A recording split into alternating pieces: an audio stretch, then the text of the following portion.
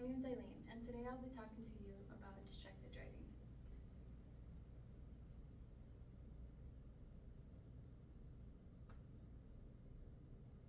In 2022, 3,308 people were killed by distracted driving, and 290,000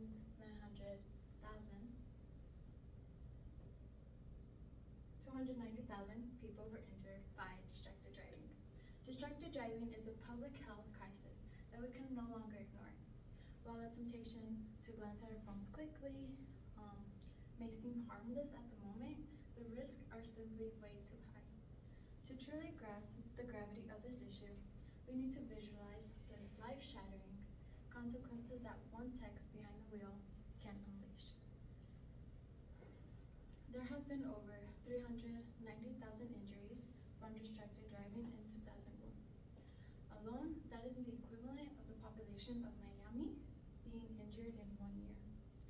All due to something that's 100% preventable, and it's not keeping your eyes on the road. In Virginia, a Virginia tech study found that texting drivers are 23 times more likely to crash while driving compared to a non-distracted driver. Being distracted isn't just about being on the phone behind the wheel. It could be eating, it could be adjusting the radio or the climate controls, it could be personal grooming when the traffic is heavy, it could be reaching for items out of reach, and it could even include being in a heated argument with the passenger. Unfortunately, that is not the end. Visualizing the devastating consequences like being paralyzed or losing a loved one could be really hard. So I want you guys to close your eyes and imagine. Imagine getting that 2 a.m. call that your best friend, your mom, your dad, your sibling was hit and killed by a distracted driver. You guys can open your eyes.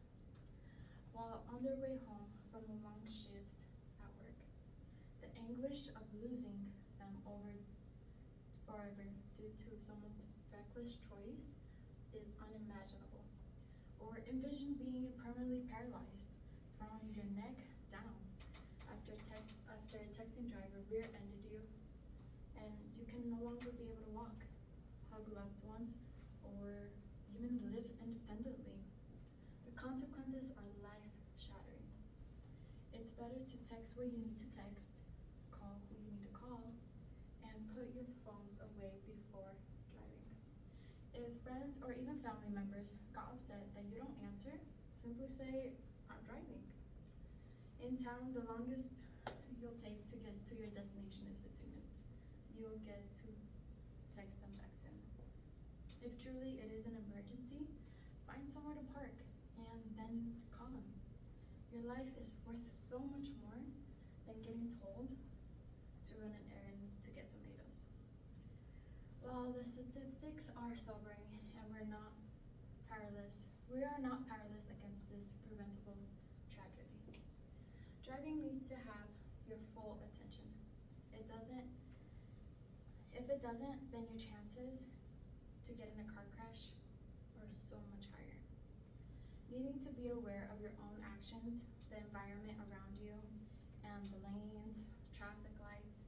You need to be watching out for all the people who are driving unsafely, like when they step on the lines, they wobble, or they stay at a stoplight when it's green. The National Highway Traffic Safety Administration stated that sending and reading a text message takes your eyes 5 seconds away from the road. At 55 miles per hour, that's like driving the length of an entire football field with your eyes closed. In that short span, so much can go wrong. No text is worth that massive risk. But some may argue, it's just a quick glance. It's not a big deal. We're great multitaskers. Not so much. Numerous studies have proven that our brains can't effectively multitask complex tasks like texting and driving. Research conducted at Children's Hospital of Philadelphia stated that cell phones being used behind the wheel reduces the amount of brain activity associated with driving. by 37%.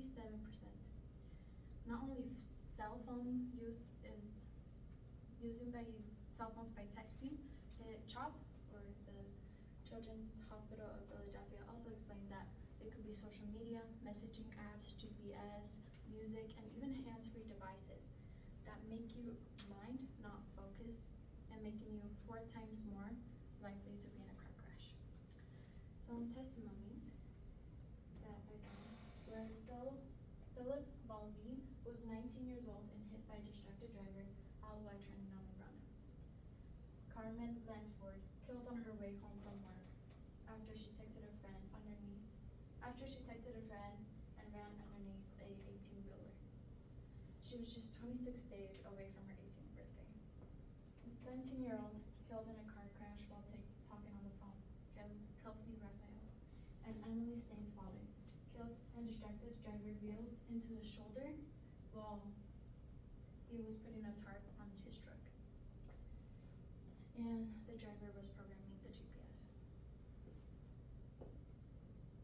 That just shows a few of the testimonies and the survivors of the people who have been killed in reckless driving.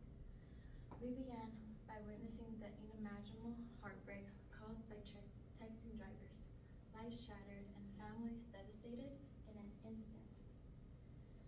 This widespread epidemic, claiming over 290,000 injuries annually in the US alone, we can provide a simple path and ending this 100% preventable tragedy. It's time now to make our reality